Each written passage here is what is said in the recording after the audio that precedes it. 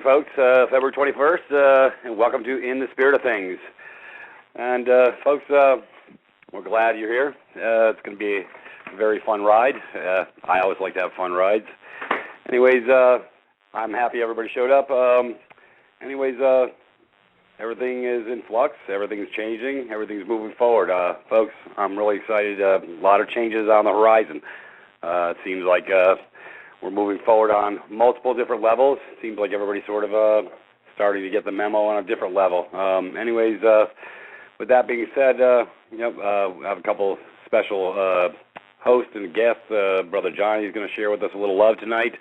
We're going to cover a little bit about slavery by consent. That's really a pretty deep subject, folks, because we give it up all the time because out of our beautiful programming in the system, the school system, so-called respect your authority figures stuff, people in uniforms, and I was in uniform for a little while, folks, so I know a little bit about uniforms. But we're going to move this train forward a little bit different tonight. I'm glad everybody's here. Matter of fact, I'm looking for something, the curriculum. Anyways, Brother Johnny, how's everything going on your front? Hey, I'd like you to integrate a little heads up for us tonight.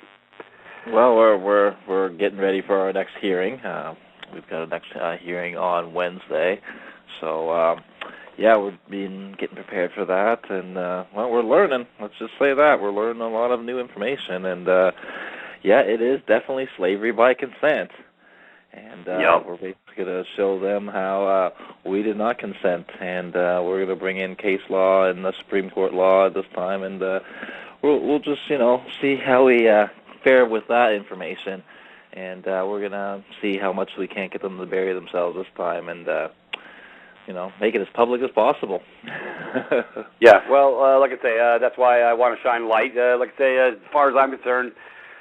I want to show the love, but I want to let the bad actors know that we're paying attention, that we haven't fallen asleep, that we haven't gone to sleep on any level. So, this is the whole point of the exercise is, keeping the light shine where they don't want us to see it, because that's why they keep continuing to get away with what they get away with, because they don't want anybody to see their bad acts. So I'm sort of fed up with it. I know the masses are sort of starting to get fed up with it.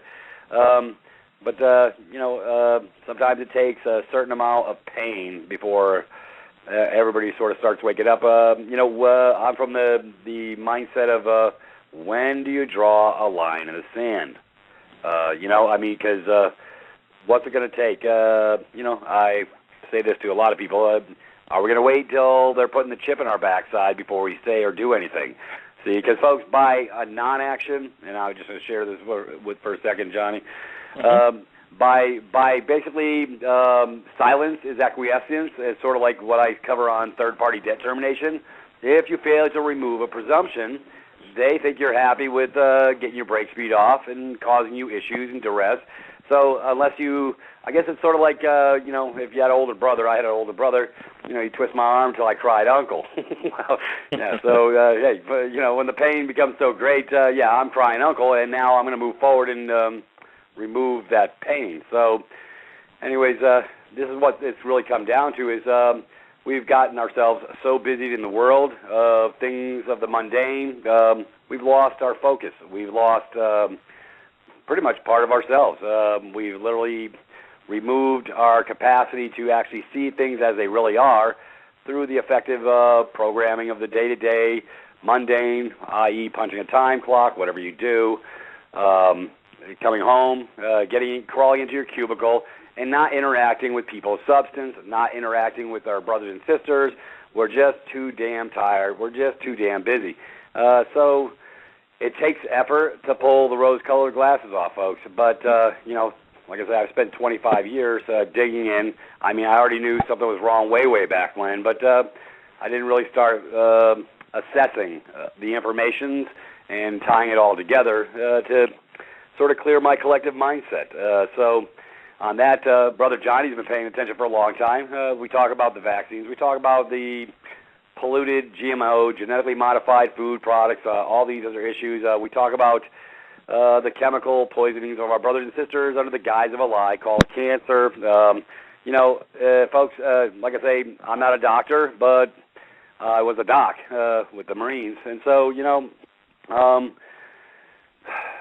I knew to look beyond the pale. I knew there was natural alternatives to everything that they were presenting us.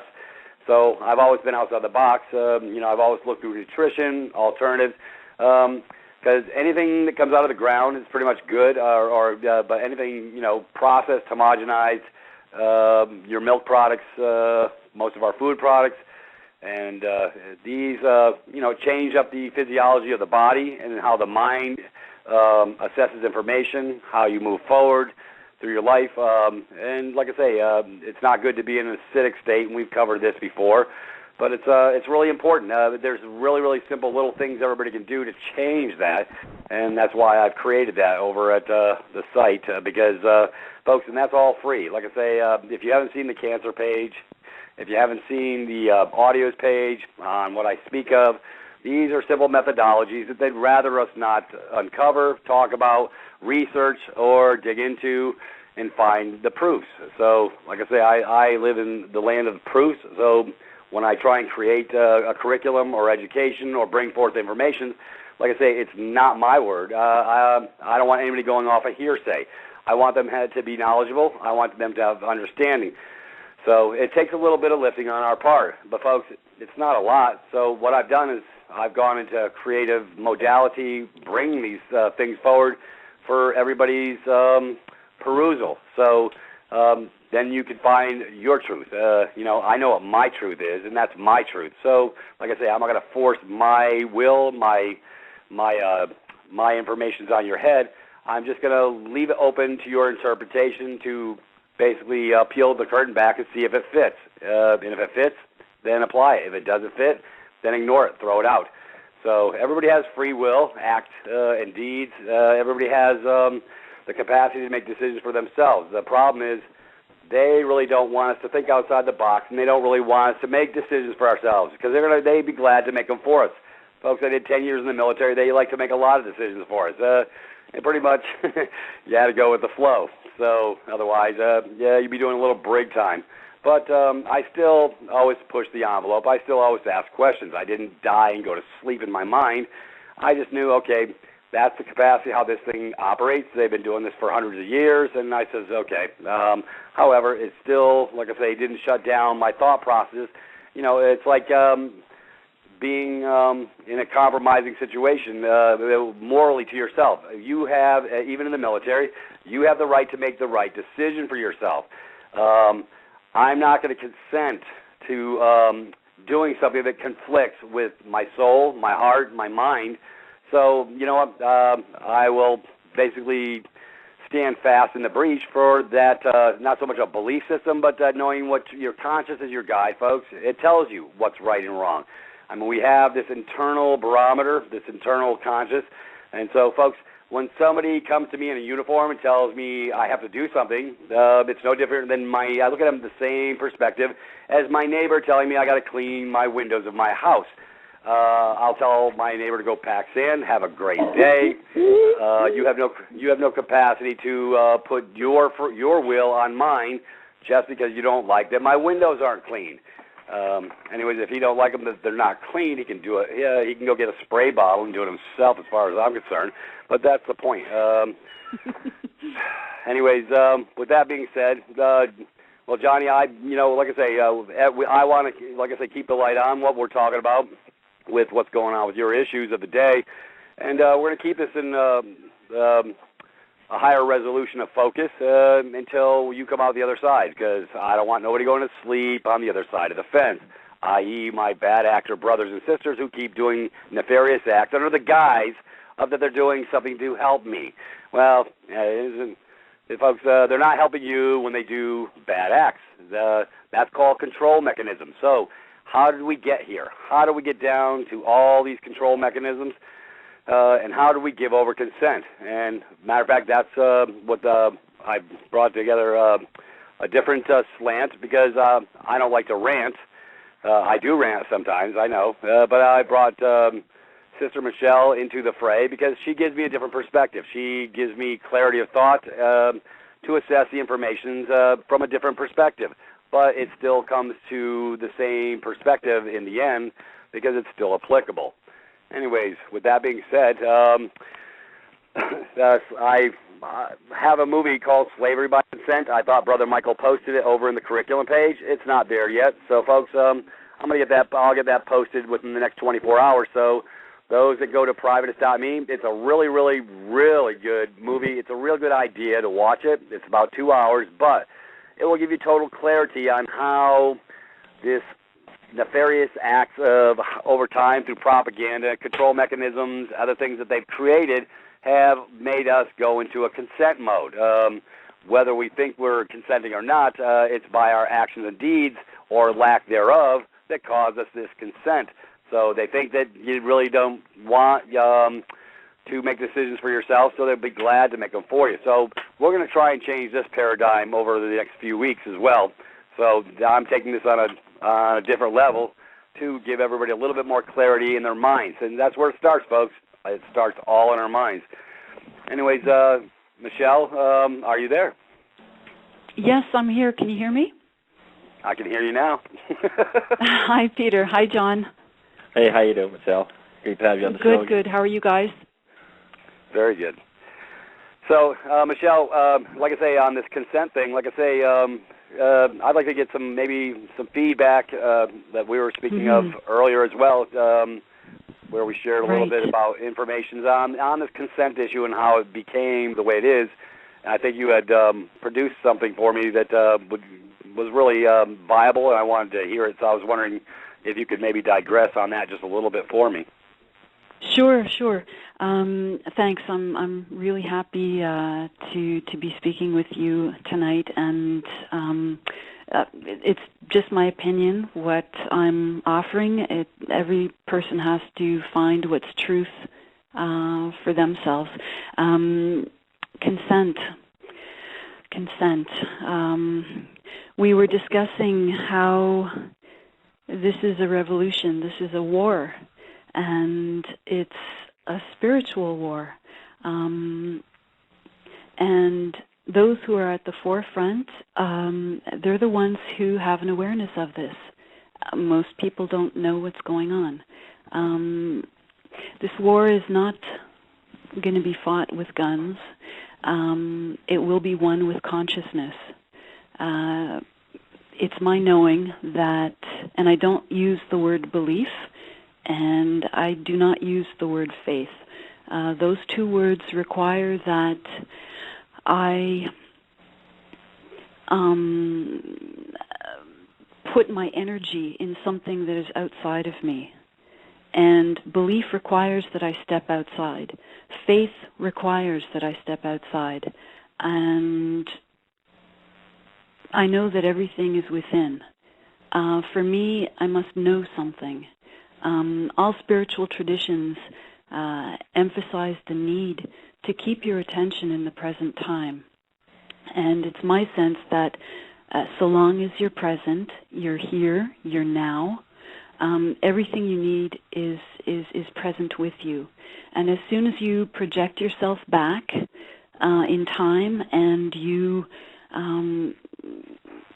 sort of put your energy into regret or just obsessing about things over and over, you've given your energy over into a loop, and you have lessened your energy. You are less pure in the sense of, how can I explain that?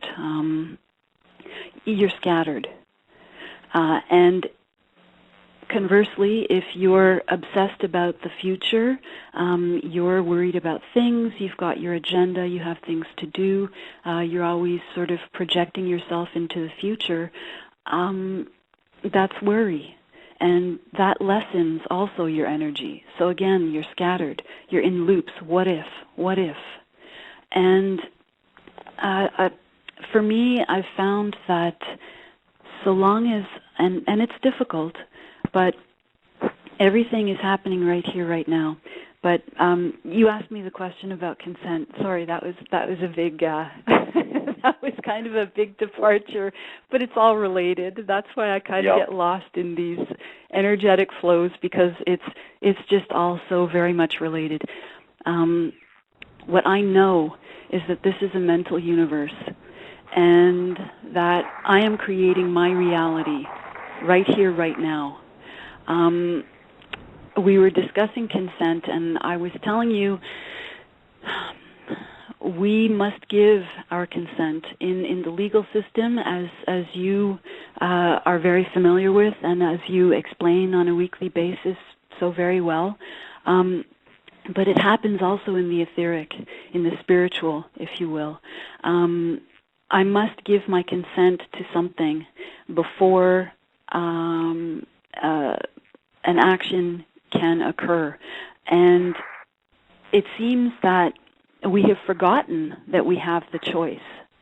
And it seems that those who are remembering that we have a choice, they have this awareness, and it's in that portal of awareness that we realize, I have a choice. And as soon as you know that you have a choice, you can be on the side of darkness, so that which you create. So if you are most comfortable with fear and limitation, lack, and darkness and suffering, you will have more of that, because that is where you are comfortable. Right. If you choose that you want to consider another possibility for yourself, if you wish to consider love and abundance and joy and forgiveness and kindness, I want to just sort of, I'm opening another bracket. I know I've got like open brackets all over the place at this point. Someone's going to have to follow me up with a broom at this point, I think. But in those moments, I'll give an example. When you're watching a movie, and generally it's towards the end, and the music swells, and there's an act of selflessness, kindness, of such love that hits you square in the chest, and it just cracks open your armor, and you just start crying. That happens to me. For me, that's a portal. I cry because I recognize the possibility. I cry because for me, it's a remembrance of how things can be. For me, it's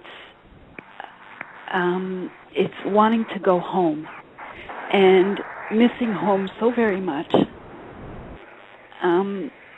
And being in a confused state, not knowing why we have allowed things to get this far on one level. There are other instances of this when just when you're in an open state, when you're doing something that sort of, you get lost in time. And isn't that significant? Because time, it feels like it's one of those constraints that's imposed on us. They want us always somehow in the future. So we're on that treadmill, and always have to be in next week, next meeting, next place I have to be. But when you do something that you enjoy, and generally these are acts of creativity. If you're a musician, you're creating music, you get lost in time. You'll look up and, 4 hours have gone by, but it's only been 5 minutes or 10 minutes.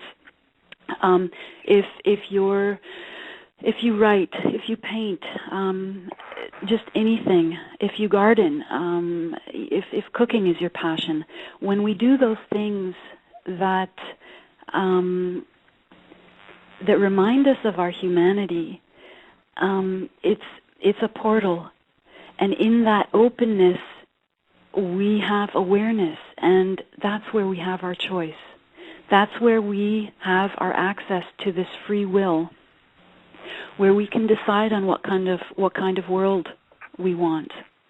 And it seems in the etheric, our consent is necessary. But so many of us have forgotten that we have a choice. Not choosing anything in your legal terms. Yeah. Silence, right? Silence is acquiescence. If I have not voted, that is still a vote. So in those portals that we can jump through in times of creativity or anything really where your emotions are so strong. I mean, for me, it seems that we have these strong emotions to highlight things to us. It's a built-in gauge to point to us that, hey, there's something significant here. I have to pay attention. For me, my emotions are a compass to bring me further into alignment with why I'm here. So I pay attention when there's that weird mixed up just crying but from joy, you know. So that was a rather long-winded No, well, that's fine. And you know, like I say, this is where the mind has to get a little focused, folks. Because, like I say, these are probably a little bit deeper concepts, but they're not really deep. They are, but they're not. I guess that's a double play on the word, but yeah, we've got to think outside of ourselves and tie all this stuff in. So when we, like I say, move forward on different levels, you know, when you ask for permission, ask for consent, you have relegated yourself to the back of the bus. In the military, you're always asking for permission and consent. I did 10 years of it, so I know very well about consent. And as far as focus on, you know, they had us running here and there. They had a schedule, you know, a beautiful schedule. At 4 o'clock, we're doing this, history of the Navy. At this time, we're doing PT. At this time, it's a very, very structured environment. I like the unstructuring of because I have the capacity to create. You know, it does come down to a creative capacity in ourselves. And this is for me, the last 6 months of transition has been allowing me to create, not being dictated to how to get from here to there, but actually using my positive energies, my heart, my spirit to move myself forward on a different level. I.e., it's almost like, folks, it's like reinventing yourself. They want to keep us in a collective structure. This is a control mechanism. Okay, the slave has to show up from this time to this time. I know, folks, I punched the time clock very well over the years. From pipe fitting, I had my own cable contracting company for 10 years. I was in the military for 10 years, so I've been in a position of structure. The upside is, as you know, independent contractor. Yes, if I chose not to go to work that day, you know, that was my option. But at the same time, I knew that I had to get stuff done. So collectively, I created my own constructive environment to say, okay, I've got to do so many pieces of electronic equipment that day in order to, you know, keep myself sustained. So I had anyways, but this consent thing, folks, it's really, really huge. Like I say, that's why I cover stuff like this on privatist.me. We have the capacity, we have the ability to remove presumptions. That's our ability. To fail to do that one act gives over, i.e., when you don't make a choice, you still made a choice by your failure to remove a presumption. So that's what we cover in detail with privatist.me. So we create documents, information, asking certain questions, because we want to know if they have a valid claim, then they'll have little or no difficulty creating a responsive answer. However, they never do, and that's the beauty of that process is I already know because I've already played the game, and I know they never answer anything, and that's the beauty of their acquiescence because you can apply the same consent issues to these folks so that you can move forward on a different level and put them in a box. So when they fail to respond in kind for what you're asking, it means they ain't got a pot to pee in and a window to throw it out of. That's all that means. And I've gotten it down sort of to an art form, you know. And so when I this is, folks, this is the beauty of these documents that Brother Michael and I have created. because I think outside the box. I know what to ask. I'm better than an attorney because I'm not in the box. And not only that, he's not going to ask these types of questions that I'm asking because he's not for you. You're for you. That's the difference. Mm-hmm. So the questions that I create and bring forward, they'll never be able to answer them, not in this lifetime or the next after. And that's the beauty of what I do, because you know what? That's where I get to shine and bring forward a mechanism that allows you to remove presumption. And it's really simple. So Michael and I, we like to do the heavy lifting, and we've been doing it for years. And we're getting better as we go. So, folks, you need to come on over to my house. I call privatist.me is my house. When you come to my house, you are my guest, and I'm going to share with you, the beautiful things that a guest does. So and when you step in, you get to get a different change on perspective that will give you clarity and give you understanding and give you the ability to basically defend your castle in a different way that they would rather you not do. They would rather you be dumbed down, run on fear, and absolutely not respond. But the failure to respond means you gave over. I don't want any of my brothers and sisters acquiescing to anything. Because I'm the type, I'm the inquiring guy, wants to know guy. I always ask questions because I'm the king. The king always asks questions. Anyways, based with that, folks, I've run into. Can I jump in, Peter? The king. Okay. The king has authority. AU. Yes. I think you mentioned this last time. AU being the atomic, the element, the chart of elements. AU is the symbol for gold. So you are the authority. You are the king. Yep. That's very good. Good tie-in. AU. AU equaling authority. AU good as gold, folks. Folks, we're going to bring this down because it all starts between the ears, what we speak of. We're trying to give you more clarity, more understanding on how all these traversals, all these different acts that we do or don't do bind us up on a different level, and how we can change that basically between the years. Before I get back to the content of slavery by consent, I do have a caller coming in, and I'd like to go ahead and take that real quick, and that'll be fine. Deatra, bring him in. Okay, that's a gone one. So, moving forward, it's a beautiful thing. It's funny how we were talking about consent. I had to go get some teeth pulled in November. I had 2 teeth. So I want to give people a little understanding how I apply consent or don't apply consent. They wanted some information on the document, and I don't mind giving out a little bit. But at the bottom of the document, it's asking me if I want to give over any of these informations or if I want to keep private or whatever. And, of course, I opted to keep my stuff private because it's nobody else's damn business. I'm going to get teeth pulled. I don't need people perusing my life. So, what the hell does my teeth getting pulled have to do with giving information over to some clowns at the circus? And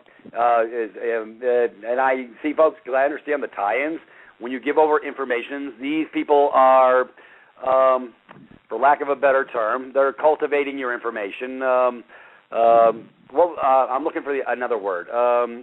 Help me out here, Michelle. They're harvesting, basically. They're harvesting your information. There you go. Yeah. They're harvesting your information. So they didn't give me any flack, folks. See, I know who I am. I know how to stand in who I am. And the information I gave them said, I gave them fundamental information. But when I write and fill things out, I'm the private man. I'm operating as a private man, and that's the way I roll. If they want other information, they don't get them. I really don't give a crap. You know what? Because, see, if I give over, that's consent. It's really that simple, folks. So I have a choice. I have an option. So which one will I exercise, or will I be kowtowed because somebody's not going to be happy with my decision? I really don't give a flip. Because I'm not living here for them. I'm living here for me. And I know that sounds maybe grandiose, but it's not. See, because I care enough about myself and what I put forward and how I operate. So I've learned how to operate on a different level, so I'm not giving over. I mean, Michelle, does this make sense? Totally makes sense. And you mentioned you used the word mundane just a while ago, and it is mundane.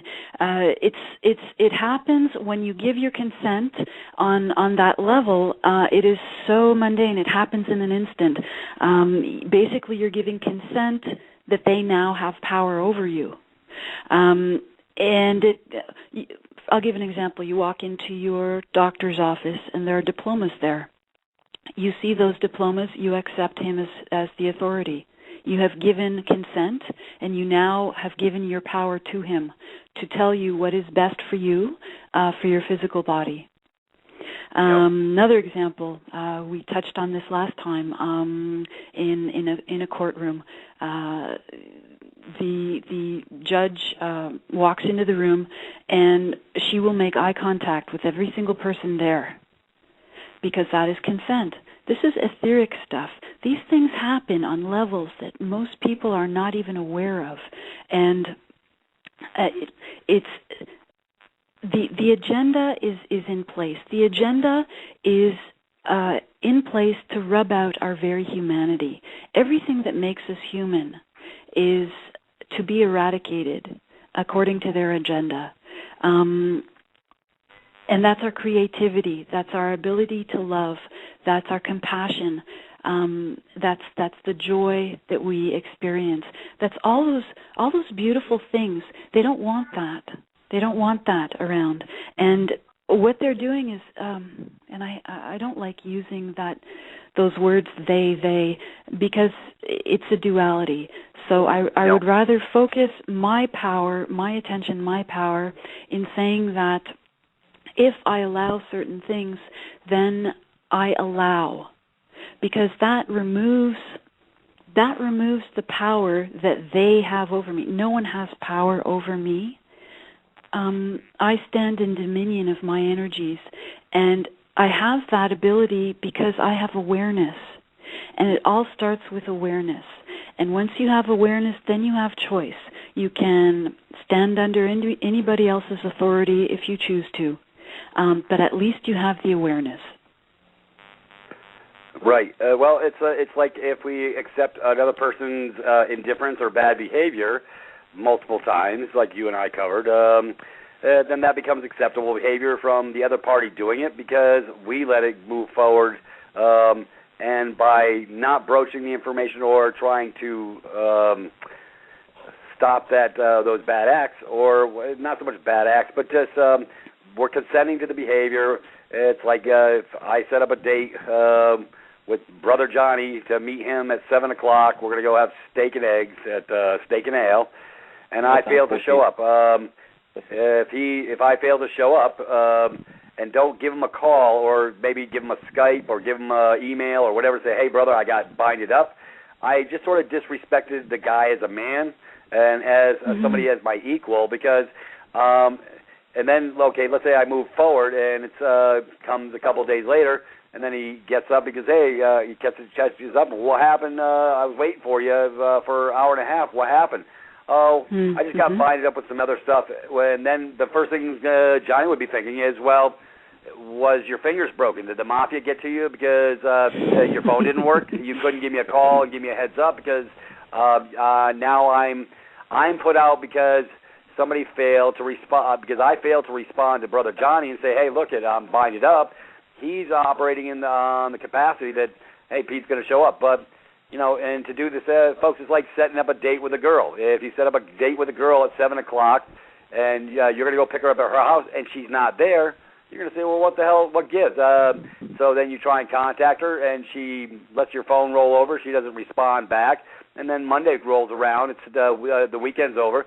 Oh, I totally forgot. I got busy. Well, folks, that's called indifference, and that's called an unacceptable behavior. So how many times will you have to go? How many times do you think a girl's going to hang out with you if you set up 4 dates in a row for her and then fail to show up, fail to correspond, failure to give a heads up?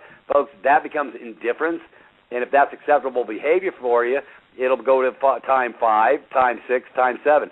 When do you get off the crazy train and not give consent to the bad behavior? Because if you're not being corresponded with and you aren't, I guess, valid enough to get a response back to why that it didn't come to fruition, then it means you have no capacity or you have no validity with that other party. In other words, there's no love and harmony coming from the other side of the fence. It becomes a unilateral, one-sided issue, and that's very selfish, folks. See, and it's the selfish acts that cause us duress out of respect for another man, woman, or whatever. If I say I'm going to do something, I'm going to do it. And if I can't do it, I will have at least the minimum modicum and capacity to be a man of who I am, to let them know, say, look, I got jammed up in an impossible situation. See, folks, that's called showing love for your brother or sister, by giving them a heads up on why. But to show indifference, that's a very, very bad habit, and there's a lot of people in the world of meism, the world of narcissism. See, folks, because what you put out is what you get back. What you give, I'm telling you, this is like it's all on the wheel. It really is valid information. So when we give forward bad behavior to another, you're bringing it back to yourself is what you're doing. It's sort of like a clucking tongue, talking trash about your brother or sister. Hey, you know, the girls are real good about that. Did you see what Sally was wearing? Oh, my God, blah, blah, blah, blah, blah, blah. So, folks, yeah, well, I know that's sort of the mundane stuff, but it really comes down to that. When you busy yourself with this heart, this lack thereof, and cause duress with your mouth, what you put out, it comes back to you tenfold. So the one finger that you're pointing out is you got 10 pointing back. So, folks, it's really all on the wheel. It's all about the spirit, and we're going to get deeper on this in the spirit of things, because this is where it really starts. Because until we get our minds right and our hearts right, we're standing looking into the abyss, and what you exactly what you reap is what you sow. It really comes down to it. It's really, really that simple. I never gave it a lot of thought, but I've always been, conscientious. Gee, look at the word I'm using, conscientious. I have a conscience. I have a moral compass. I have this built-in guide, this barometer in my heart. And if it's not fitting right and it makes me feel not right by doing a bad act, or knowing I should, out of a position of responsibility, handle my business accordingly, correctly, you know what, then I act upon that. Because, but some people are so indifferent, they're so self-consumed, and this is what it will cause them duress for the rest of their lives. Indifference is a very, very bad trait, folks. I don't have any indifference. I show the love, and I care. It's like all the emails I get, folks. I get lots of emails. I respond to every one of them because that's my responsibility. I have a moral compass built in because I love my brothers and sisters enough. I will give them my time. I will give them my energy because that's what I do. And when I do that, you know what, folks? It comes back good on so many different levels because I'm putting forth this energy, and it's about your energy. It's about giving. That's, I guess, for lack of a better term, it's called love. I care enough to give a response because it's another viable human being, a man or a woman having a human experience, and I love them enough because if they took the energy enough to click on a button and send me an email, I'm going to give them a response. That's because I love them, and that's because I respect them, because they took in. So it's called the law of reciprocity. For lack of a better term, I love the law of reciprocity. So what you give out, you get back, and so it's all on the wheel, and it really works like that. Am I sort of hitting the right vein here, Michelle, or am I out there?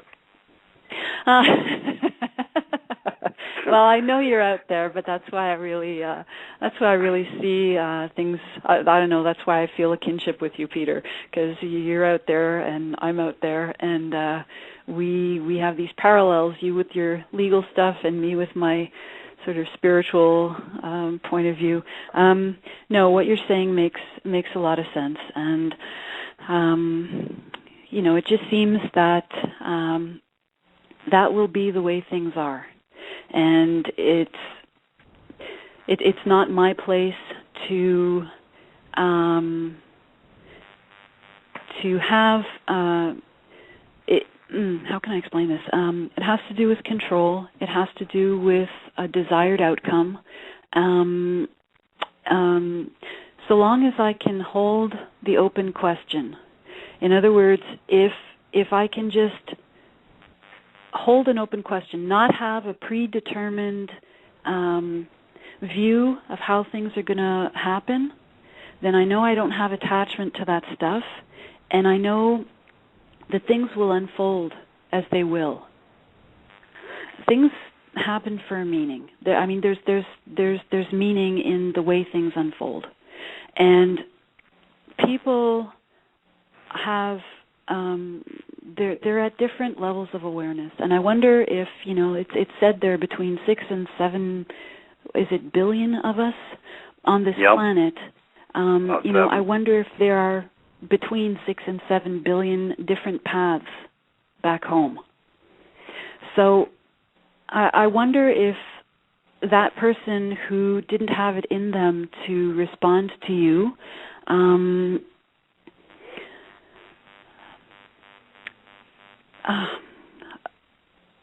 it's where they're at. It's what is they are doing what is required of them at this time. And if and when they develop an awareness, then they will know that they have a choice. And sometimes it seems that the most loving thing that we can do is to step back from someone who is suffering and allow them to experience what they have created. And that's a difficult thing to do because it requires discernment on our part. We can't go out and save every single person. For me, I know it's not my job. I know that I am here for a very specific purpose. Don't ask me what.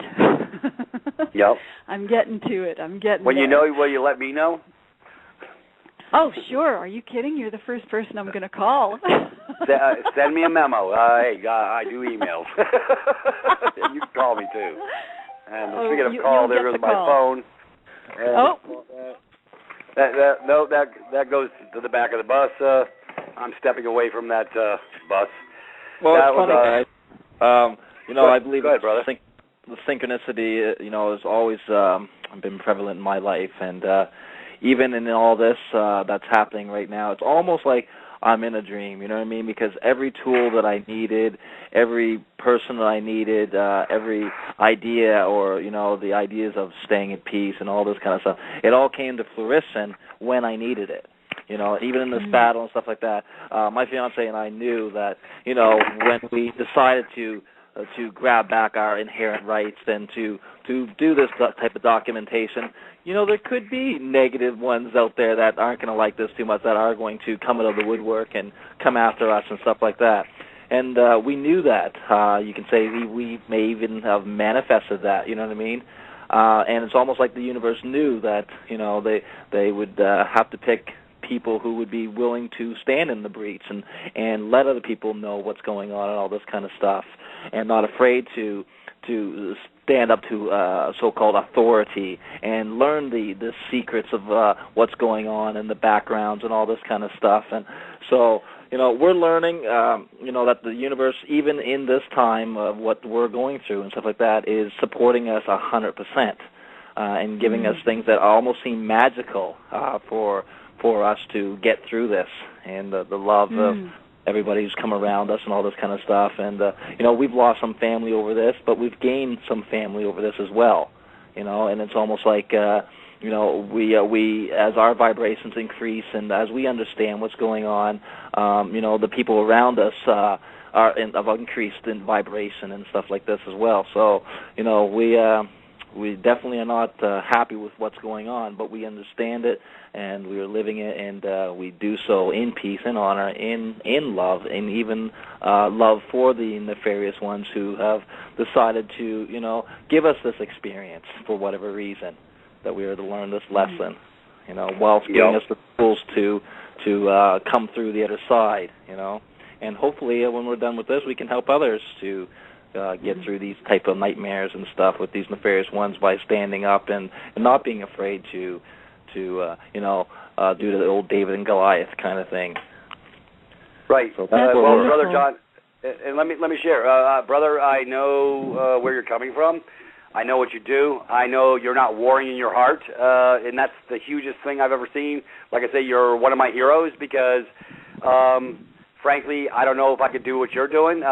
But that's why, you got my moral support. I'm going to stand behind you 100%. You are learning a life lesson via, especially, folks, the consent issue, slavery by consent, really fits here because the judge is trying to get him to come over all the time and play ball, but he's requiring a consent.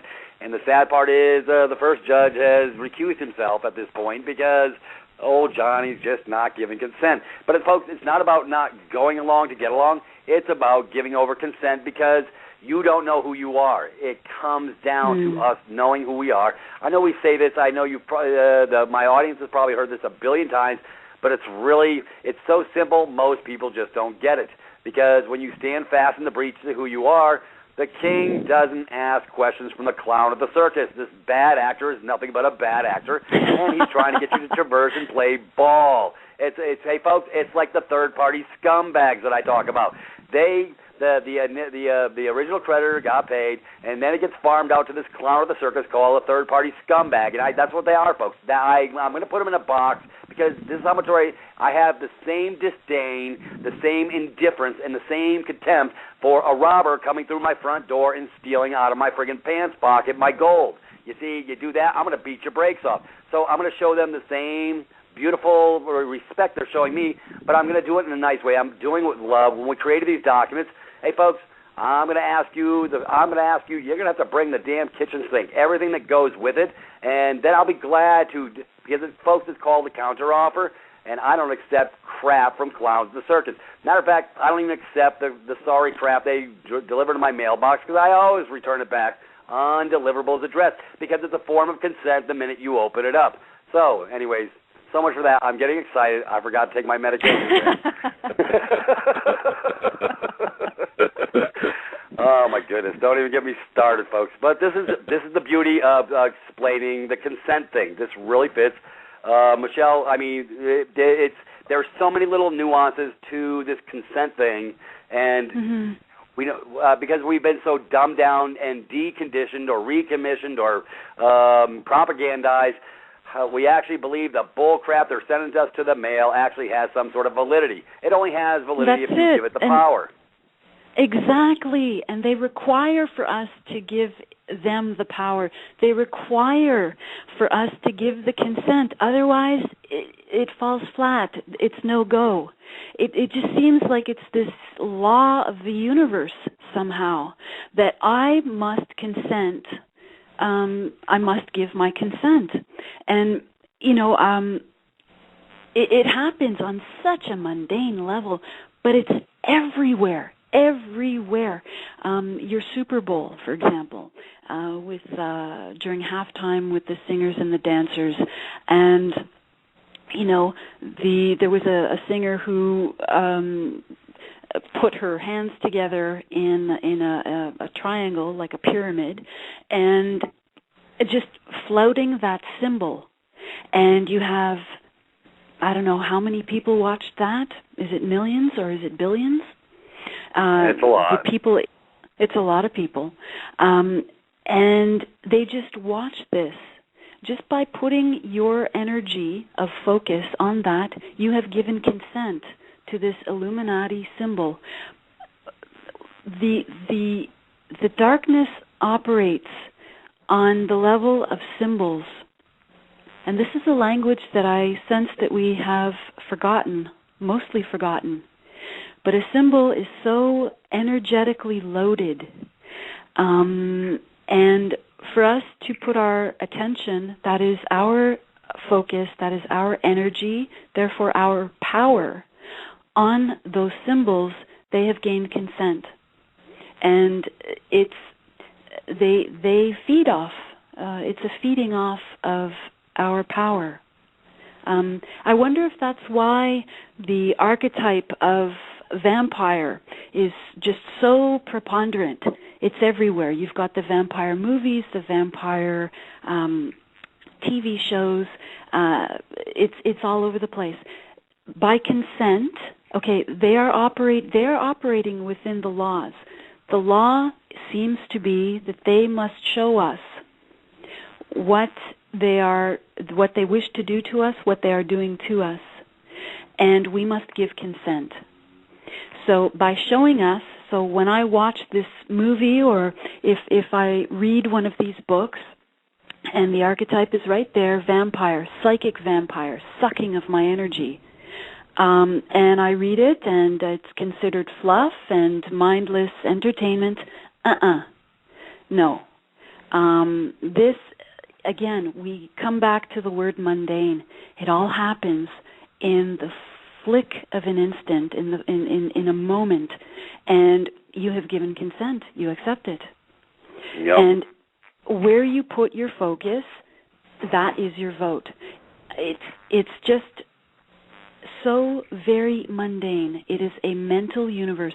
Everything seems, again, this is my opinion. I don't ask anybody to take what I say, to believe in it. I hate that word. Or to have faith in what I'm saying. Belief is not part of the new paradigm. It's not based on belief or faith. It's based on knowing. And those of us who are waking up are coming into our knowing. And you'll recognize that by, like what John was mentioning, the synchronicities. When those synchronicities start happening, the right person comes to you, you get the right information right when you need it, you are on track. You're on track. Again, it's my opinion. It's not a debate. You know what I mean? It's almost magic. It comes out of everywhere. It is magic. Right. It is magic. It really is. And that's a very important word, because we are magicians. Yep. And we have been made to forget that. Folks, I'm really getting excited now.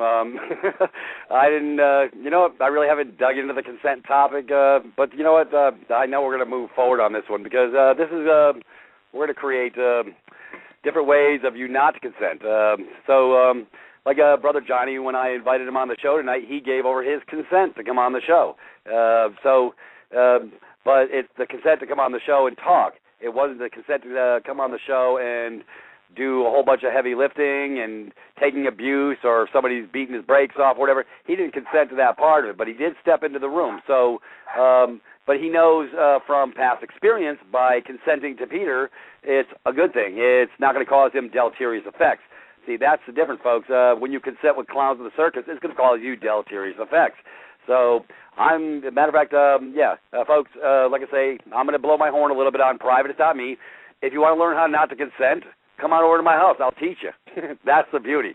The icons, or the HTTP private.me, you can literally just drag and paste, copy, paste it, put it in the browser bar.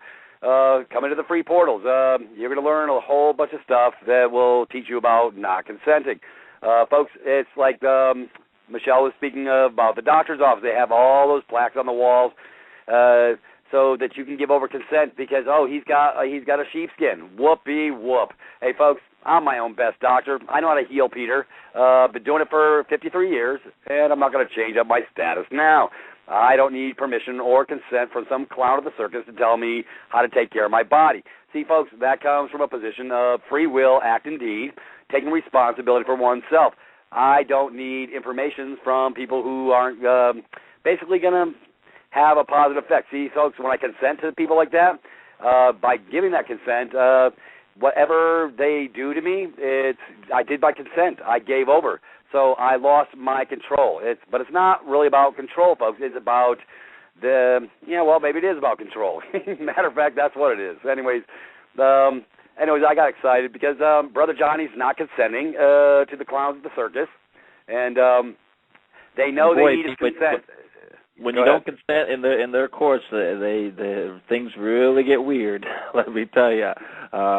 We had this new judge, Judge Raymond T. French, and when he couldn't get us to sit down, when he couldn't get us to cross the bar, when he couldn't get us to approach the bench, his whole attitude and demeanor changed.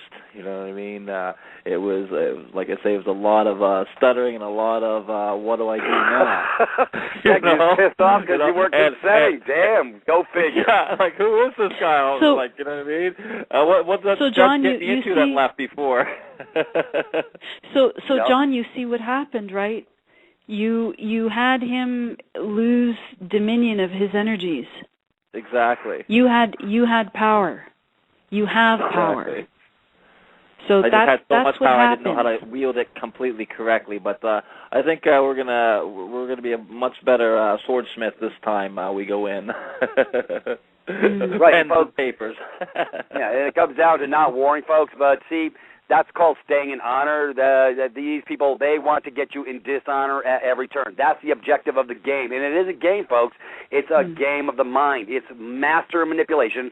You have some bitch with a black dress on, for lack of a better term, thinking he's going to get you to traverse it. I know. Well, that's what he looks like with that dress on. Yeah, what the hell? I'm going to call it the way I see it. He's got that black dress on. I mean, folks, that doesn't tell you that it's ecclesiastical law. That doesn't tell you it's just the great magicians that think they're going to create their magic upon you. Why do you think this? It's all in a bar. It's all in a box. They want to remove you from the page. This is how they do this stuff. That's why when you walk in and you give over, when they drag you into court, you gave over jurisdiction, and then they ask that fiction name, and you answer up, and you complete the circuit for them. And it does come down to electromagnetic flow, because they need your res, your energy, and you give it over willy-nilly, and then they appoint some public pretender who's going to represent you to the man, that bitch in the black dress. Sorry, I just got to go there, folks, because it just fits. It really does. And this is why, like I say, we're gonna go down these trails, but they're beautiful trails because they're going to give you continuity of flow in your mind, and this is where we live today. Peter, I'd like to jump in if I could. You may. Help yourself. Remember we were discussing the practice in witchcraft, it seems, when you draw a circle on the ground around yourself, that is protection. Yep. And I likened that to your red box technology that you've been presenting on privatist.me. That is protection. It is sealed. It is enclosed. It is solid. Yep. And it's leaving no latitude, because what that means, folks, is with the red box around it, non-negotiable. It means what I put on paper, there's no leeway. It's not an open-ended contract where they can change it up in midstream. What I'm asking for, if I put on there, I want you to stand on your head and spit nickels when I come to your office, come see you, and have a cup of coffee bounced off your feet, you better have what I'm asking for, because it's non-negotiable, and you agree to it if you don't respond. See, folks, this is the beauty of understanding offers and counteroffers and stepping into the game. Folks, it's just a game, and you know what? You want to become a master of the game? Come over to my house, and I promise you, I'm going to teach you how to become your own master. See, because you know what? You are the master of your domain, but if you give over, then you're just a chump. You're a serf. You're a slug. You're a slave. And I know you people are better than that. I know you people are sharper than that. So because nobody ever explained it to you in such a way that we're dealing with it now, we're going to change your paradigm. And this is a shift between the years, folks, and you're in the right place. Michelle, I mean, I see so much good on the horizon, because the wake-up call is upon us. My brothers and sisters are starting to pay attention. And, folks, it's not really, these are not hard concepts to understand. You either give consent or you don't, but there's ways to go about it so you're not giving over. And when you can learn those fundamental concepts, you'll be standing in your own domain as the master of your own domain. And that's a beautiful place to be. That's where I like to be. Anyways, what do you think, Michelle? Absolutely, and it starts with awareness. And it starts just with an awareness. And something that maybe I would invite your listeners to do to exercise that awareness is just to maybe in the coming week to notice what they're feeling, notice what they're thinking. Somebody once told me, don't believe everything you think. And I thought that was one of the greatest things I have ever heard, because it made me think, okay, where did those thoughts come from? Why do I believe this? Is this true to me? Did I think this up? Was it taught to me? Who taught it to me? Why did they teach it to me? What's the agenda there? And it was just this explosion of questions. And, it just opened up my mind to a lot of things, a lot of light, but also a lot of darkness. And it came to my understanding that in regards to the darkness, just somehow everything is a vibration, a sound. And what I say is a sound vibration, and it affects everything around me. And in this war, and I use the word war, but ultimately it doesn't exist because I think it's already been dealt with in the etheric. Through my speech, when I have an awareness, I can choose which side I'm on. Whether I use my speech on the side of light to give thanks, express gratitude, kindness, love, forgiveness where it's needed, honesty. I can also side with the darkness, and I can choose to swear. I can speak badly of other people. I can choose not to forgive. I can choose to withhold expressing gratitude or thanks. I can lie. And all of this, and it's just one of the forefronts of this battle. This is just speech. This is just one of the vibrational frequencies where things are going down right now. And it came to my knowing that our very humanity is being attacked. Everything that makes us human, the darkness is an inversion of the light. And the control aspect comes from our consent. We give our consent to believe, again, there we are, putting our energy outside of ourselves, to believe what is being shown to us. Just look at the movies, my God, the TV shows, the violence, the corruption of sex when it's depicted. You see that everywhere. Say that again?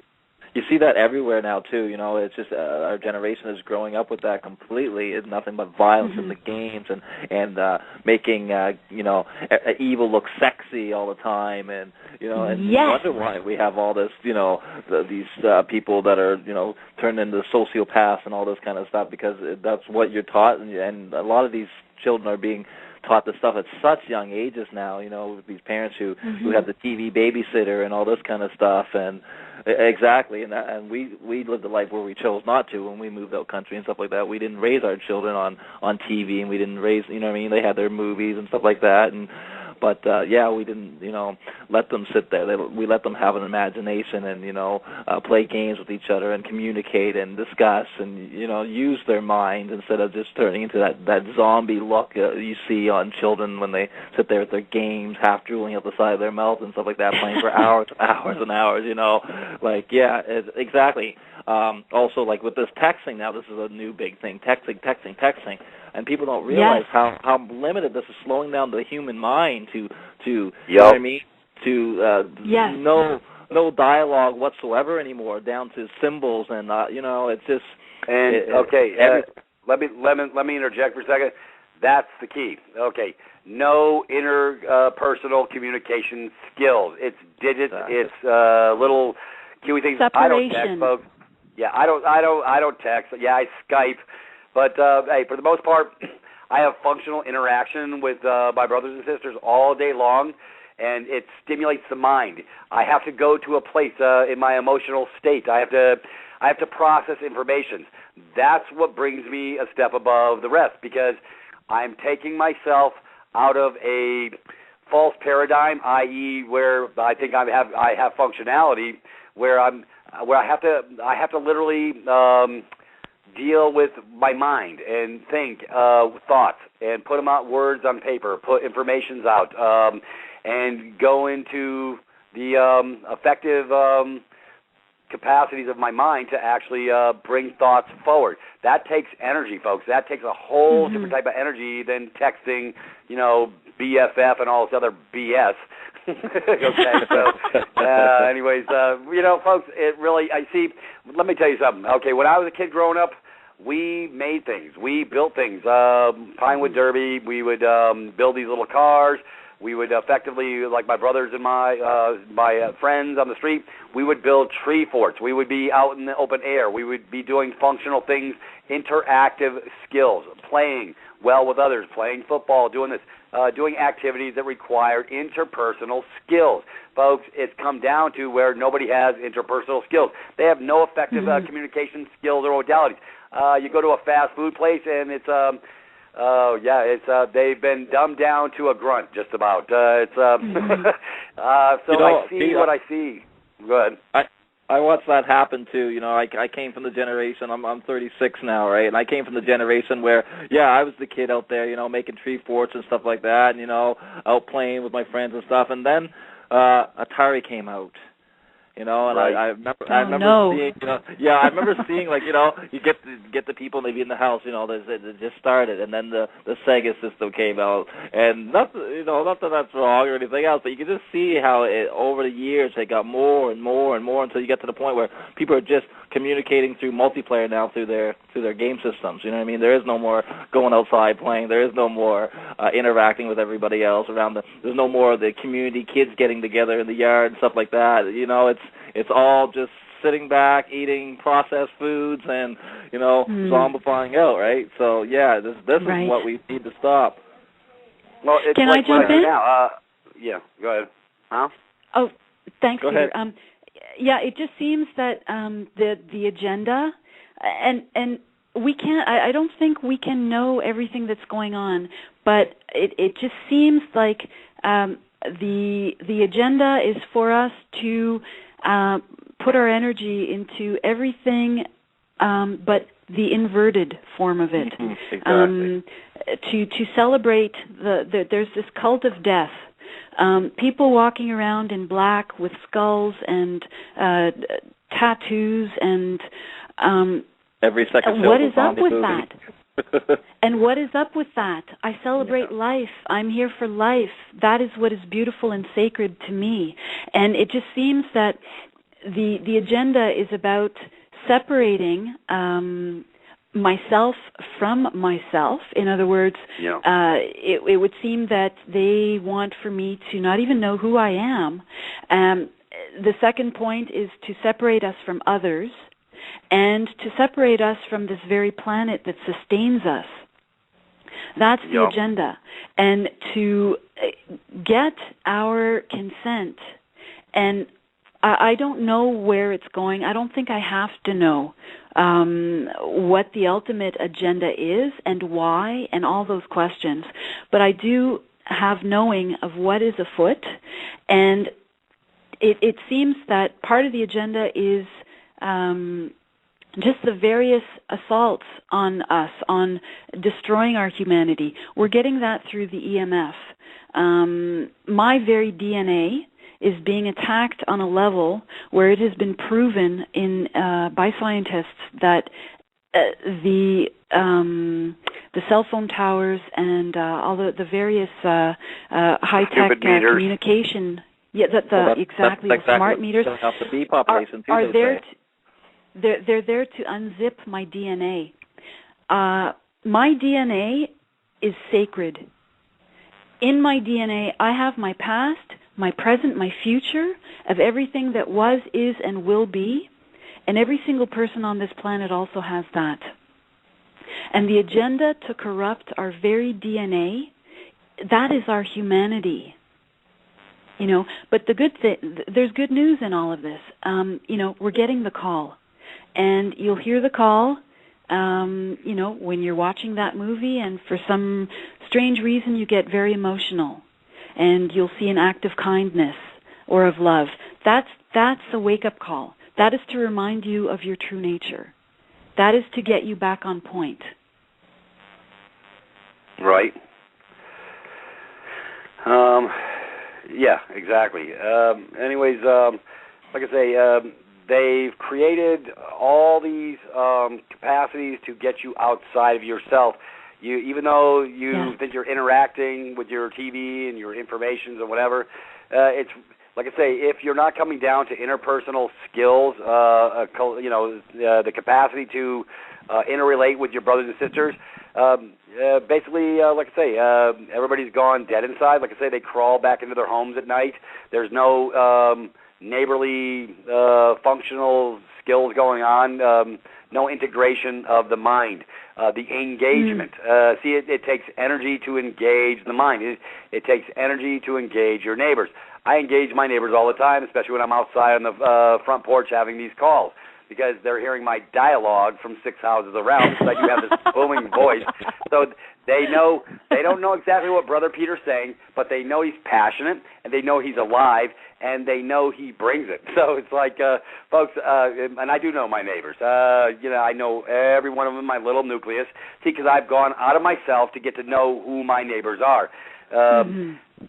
That's just where I live, folks. Because if I don't, it's to me that's like created indifference. Of course, we're not having meals together, but we're integrating social interaction and functional interaction, and by showing respect and just sharing and doing, just on that level, it lets them know that, hey, they know who Peter is, they know he's safe, they just know he's loud.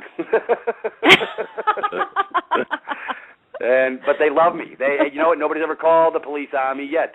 So if they don't like the dialogue, it's hard to change the channel because I'm out on the front porch. But they get it whether they like it or not. It's one of those. But nobody showed any disdain, contempt, or any issues of the day. But folks, I do talk to them, and this is where we've got to get out of this in the box and get outside the box, and because there's a whole big world out there. There's all this love. Folks, over the last 6 months, the people who have come through my door, I have now more friends in 6 months than I had in the first 52 and a half years of my life.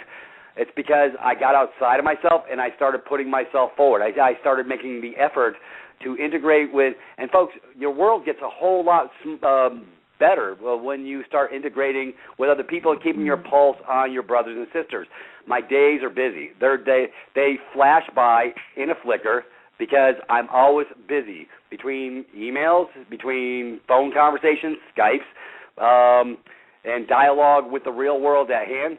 But I have to make myself get outside. I have to actually leave my cocoon. I call this my cocoon where I live at. But I went outside today, and I went to my brother Larry's house.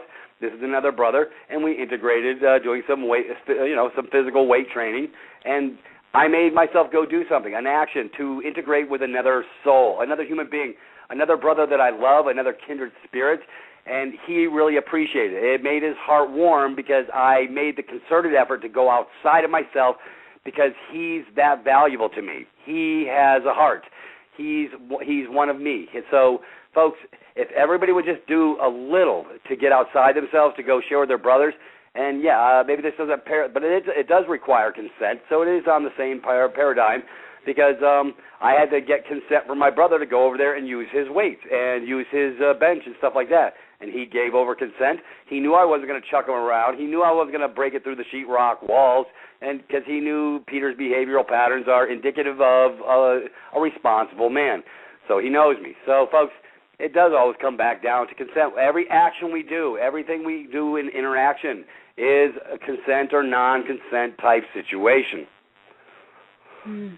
Yeah. What do you think? What do you think, guys? Am I hitting this on the right plane here, or am I missing the boat? When I go out in public and stuff like that, I make it an effort to look people in the eye. I see someone in an aisle, I'm going down the aisleway or something like that, and I make it a point to say hello. How are you? How's it going today? I don't just walk by with the head down, looking at my feet like a lot of these people. I don't walk into a room and not make eye contact and just go about my way. I will look at everybody in the room and give them a big smile. And you can just see like how rare that is nowadays. To have people interact and stuff, and you can see people just brighten right up when you do that and stuff like that. Those little kindnesses and stuff like that go a long way. Yep. Exactly. You're showing people their humanity because they're so used to being drones, so that when you actually do bring the hello, the please, the thank you, how are you doing before you launch into the business that you're there for, my God, these people, they will go that extra mile to help you out with what it is that you're there for. And I experienced this in my life too. I'd invite your listeners to do an experiment. There you go. Maybe for half a day or for a full day, just be in the present and if it takes some uplifting music or maybe some meditation or something like that to get them into a state. Did you say medication? No. I thought I heard medication in there somewhere. I said, hey, all right. Leave the medication, Peter. You don't need any. You don't I know. need any. Some people tell me I do, though. You're great, Pete. And I would invite... We need more of you like you. So I would invite your listeners to go about their business in their day, just and see what happens. Be the scientist of your own life. Hold that open question. See what happens. When I do it, and I do it all the time, my life is an experiment, and I am the alchemist of my own energies. And I see how I can transform things. I see how things come to me, and I can deflect them. And just when I'm walking down the street in my happy, relaxed state, I get recognition from other people. People smile at me. People open doors for me. Just things happen. And I think it would be a worthwhile experiment for people just to try. But the caveat is, do not have expectations for an outcome on this. You sound like there are those who, and this happens to me just 2 days ago, there are those who might even go to the point of giving you a vulgar gesture. Yep. Right? Like or pick a finger, right? Yes, or another vulgar gesture. Yeah. Yeah, you know firsthand, that's right. What you shared with me the other day, that was beautiful. Yeah, it was ridiculous, though. It was just so funny. But we can't have expectations for other people to meet us where we are, and that is fine, because that is none of my business. How other people behave, what they think of me, what they say about me is absolutely none of my business. That is their energy. My energy I share with other people, and it's based in love. And when I am in that state, I have an endless supply. Yep. Endless. What do you think, Peter? I think you're because expectations. What do they say? Make the plans, don't plan the outcome. You can just go. Folks.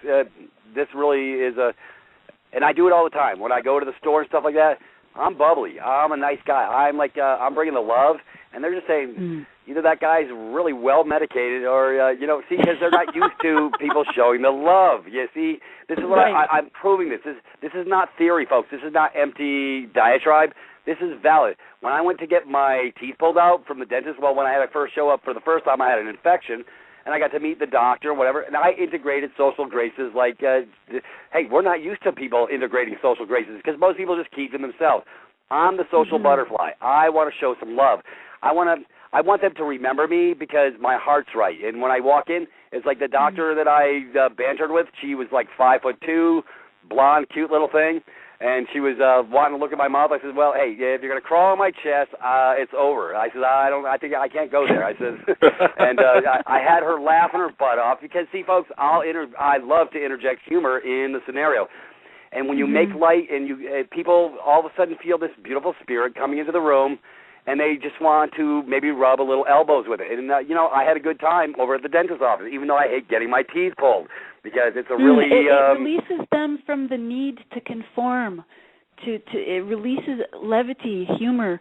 It's a lightness energetically, and it releases people from the need to conform to the strictures that they've allowed themselves to have. Right, because they're all binded up. I can break the ice in any room, folks. You send Brother Peter in, and I can break the ice. Give me a couple Coronas, and I can really break the ice. You got to have a sense of humor, folks, because I'll bring it. I'll bring it with both barrels. Because, you know what, folks, because when your heart's right, the people are getting your pulse. They're finding out who you are, and they want to know more. Like I say, I get gravitational pull when I go places because I want to share. I want the experience to be a different experience, a nice experience. It doesn't fit in the box. I'm going to take you outside the box. Come and play with Peter because we're going to have a good time, and we're going to take it outside the box where you'll remember the experience. And see, that's what life is all about, folks, is lots of experiences, and we tie them all in, but you can't get an experience if you crawl back into your cubbyhole every night and go turn on the idiot box and you listen to the propaganda machine that's filling your head with bullshit. Anyways, I don't even watch the propaganda machine, folks. I just don't. I have too much energy, positive energy I have to get out. I don't need the negative lie, because I can watch it 5 minutes and see what lies they're telling me today, and I'm just cussing at the damn TV. If I had a hand grenade, I would blow it up. Well, it's like when you get to our level of knowledge, Pete, it's very difficult to watch anything mainstream anymore, isn't it? It's all garbage. There's nothing of value. Yeah. I have a television, and I use it to watch the occasional DVD, maybe once every 2 or 3 months. But I don't watch television. I've had enough programming. Yep. TV programming. Yeah, I'm deep programming.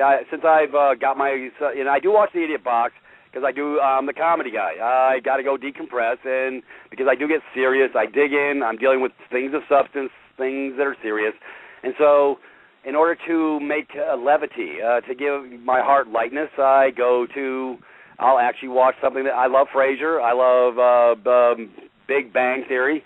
I like comedy. Comedy allows me to divest the negative energy or the seriousness, because life's too damn short to be damn serious all the time, folks. I know I come off very serious, but folks, you haven't seen my comedy side yet. It's like it really is. It's like any tool in this world, Pete. It can be used for good or evil. And that's the thing. It's just with the TV and stuff like that. Yeah, it's very easy to get caught up and not watch 1 or 2 shows here and there, and just sit there your whole life away. 12 hours a day, 8 hours a day. Just what I mean. And I've seen that so much. Just get home, put the feet up, put the TV dinner on, and throw the tube on, and just drool at the side of your mouth, like I say, Right, and have you noticed if you are watching television and you don't like what you're watching, you don't even have the energy sometimes to change the channel or just to turn it off and walk away? Well, there's a reason for that. There's actually, especially these new high-def TVs and stuff like that, they're actually putting out frequencies of a hypnotic state. Yeah, exactly. To keep you in that state of receptivity, because you must conform. You are free to do as we tell you. You must consume. Buy this, do that.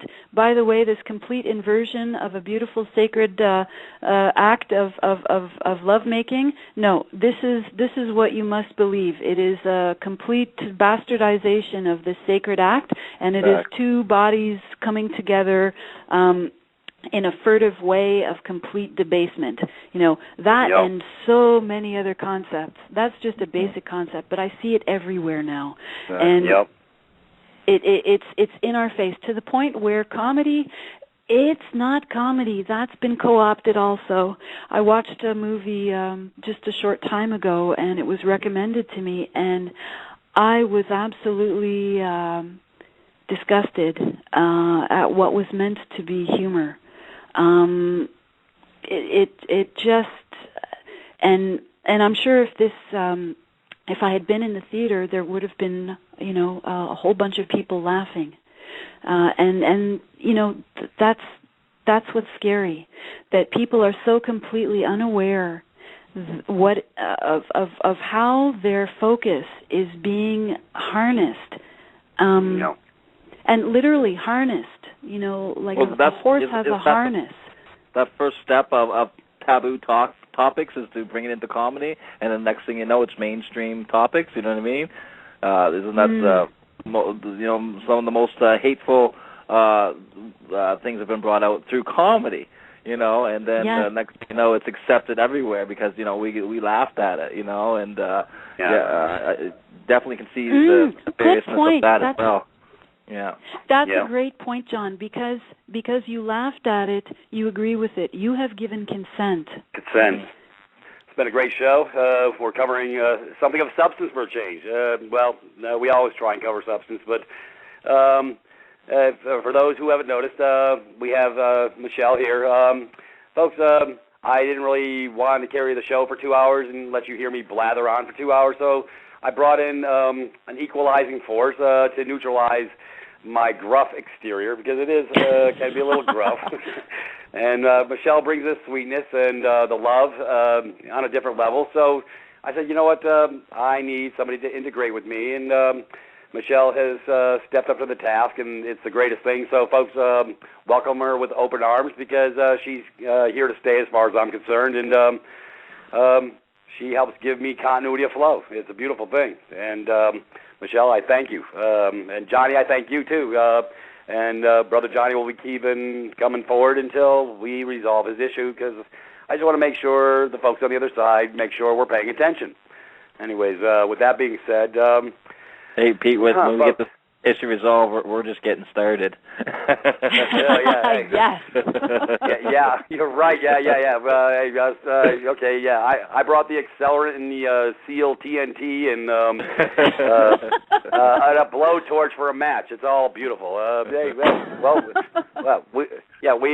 don't want to go nuclear, but at the same time, we want to blow up everybody's minds to wake up and open up, and we're here to give you some continuity of flow, folks. So Michelle brings her perspective to me so that we can get some continuity of flow, and because I need a little help sometimes.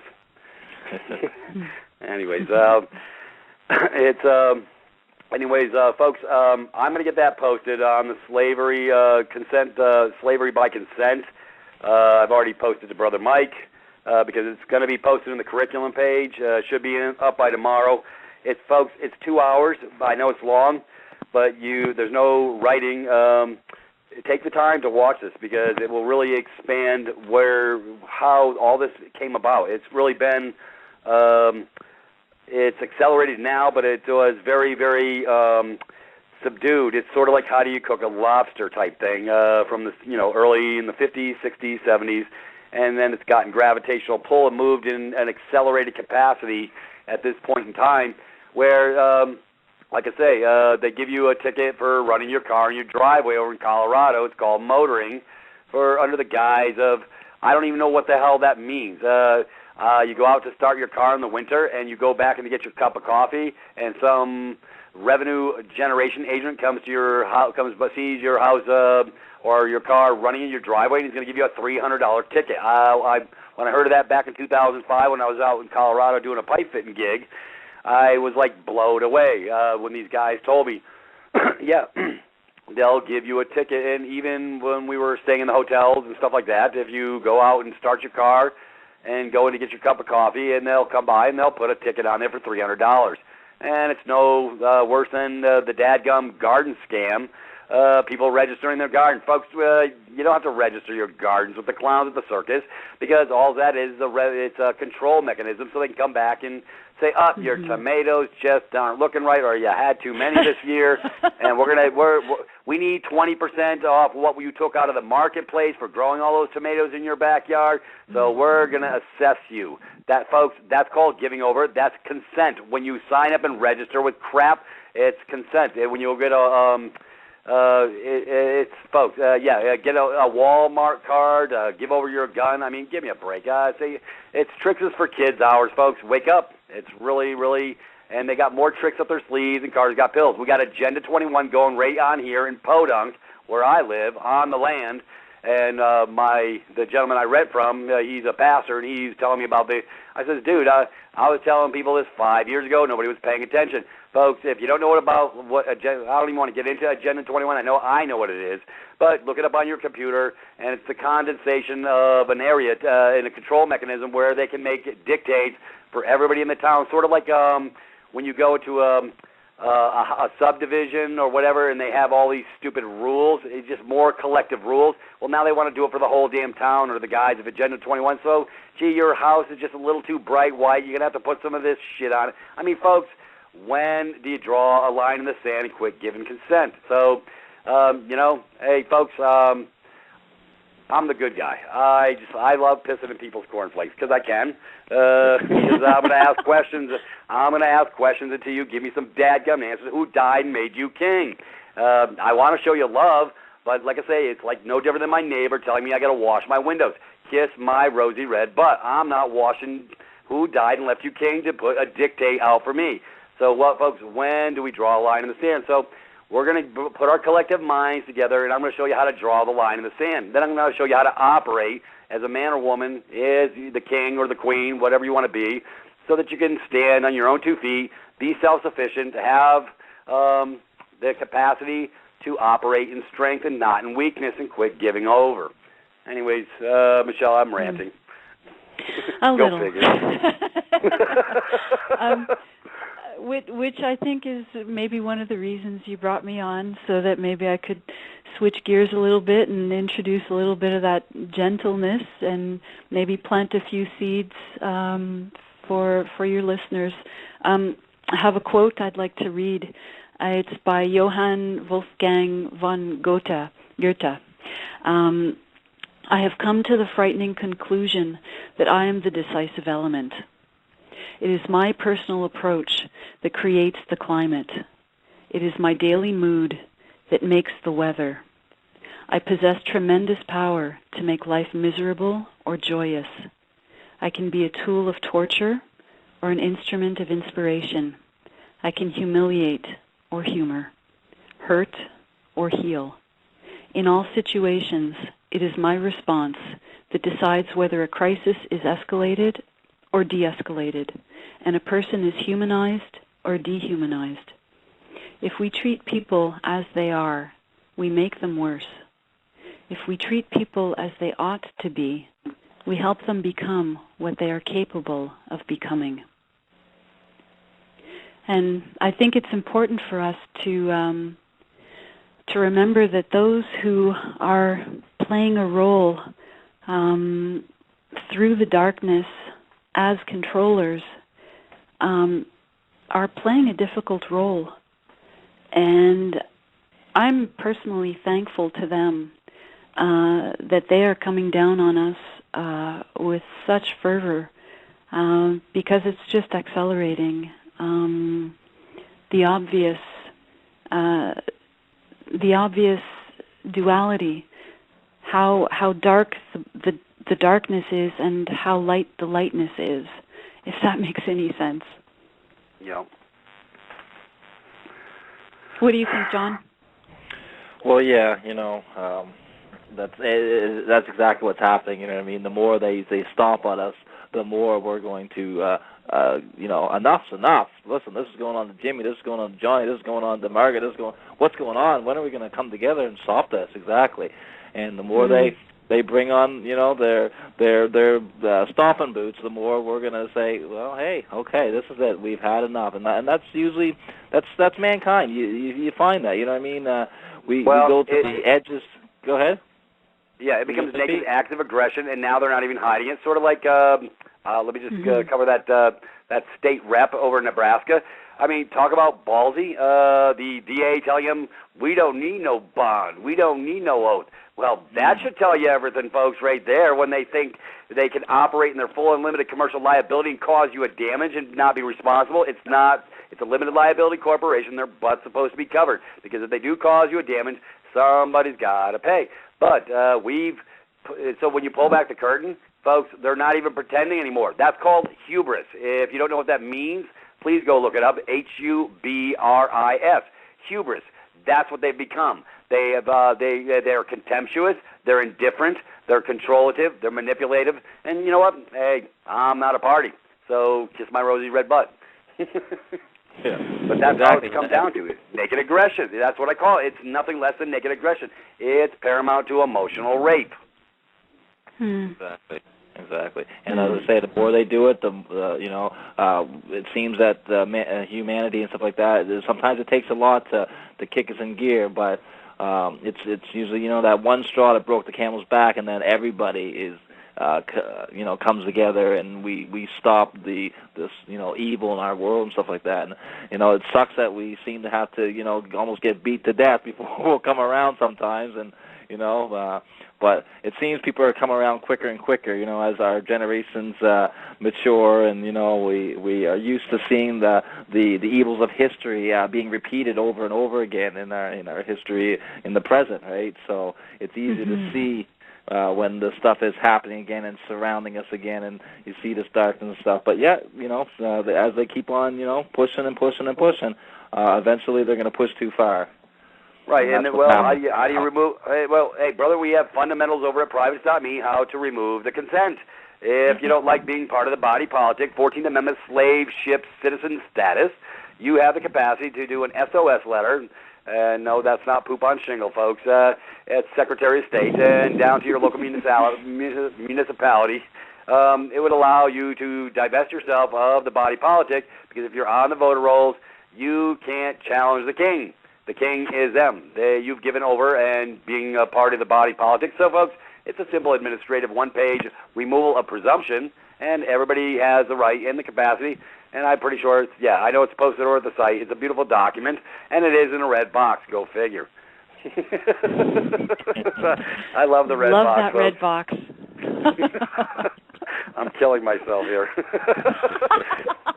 It really does work, though, I'll tell you. Hey, non-negotiable, folks. That's all that means. And they know, I think, behind enemy lines.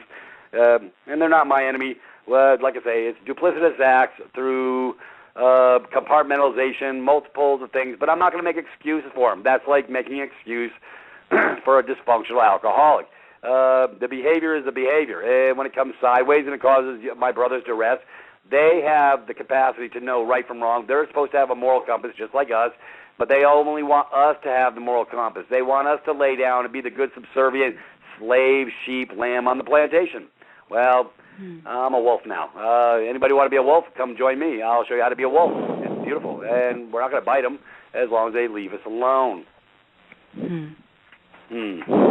Anyways, folks, we're gonna cover this subject further too.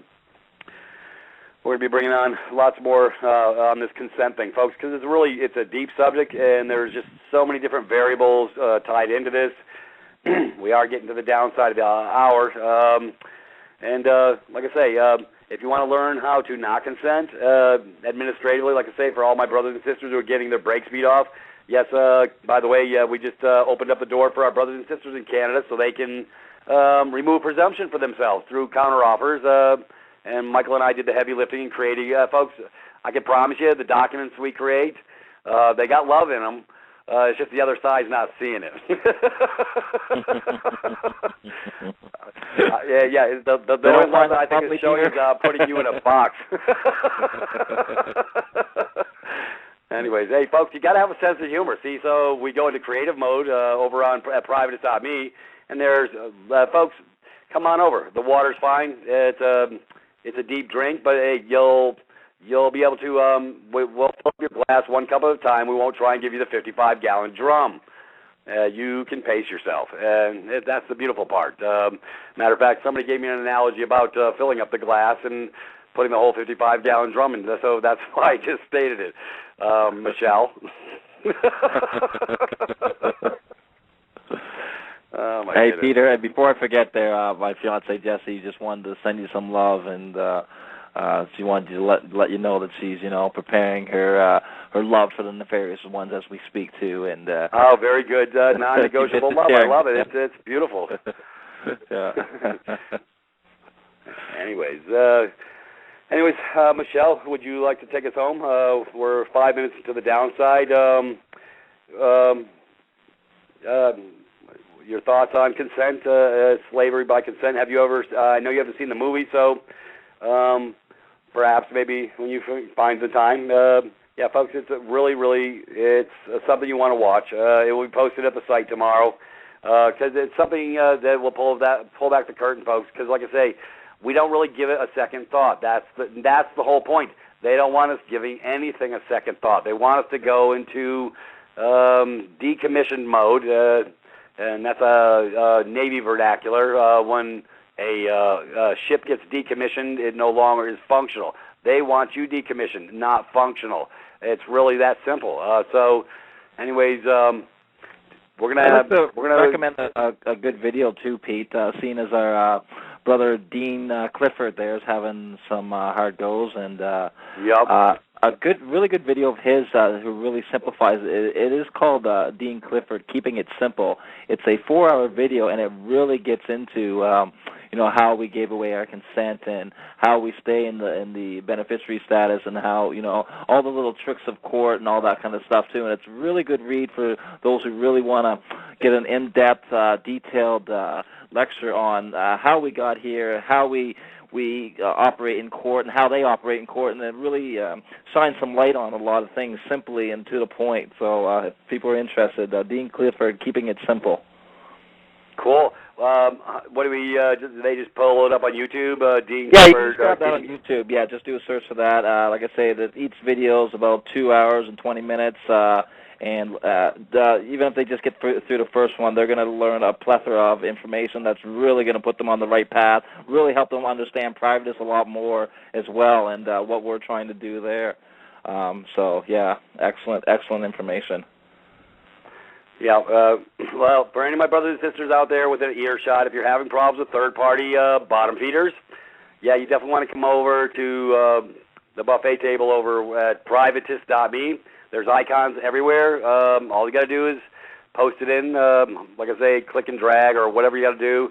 It's over on Freedom Reigns US. There's a click on icon, and I know on Blog Talk Radio, coming through in the spirit of things, there's a HTTP privatist.me, so you don't have to type it in or spell it. Just go ahead and copy and paste.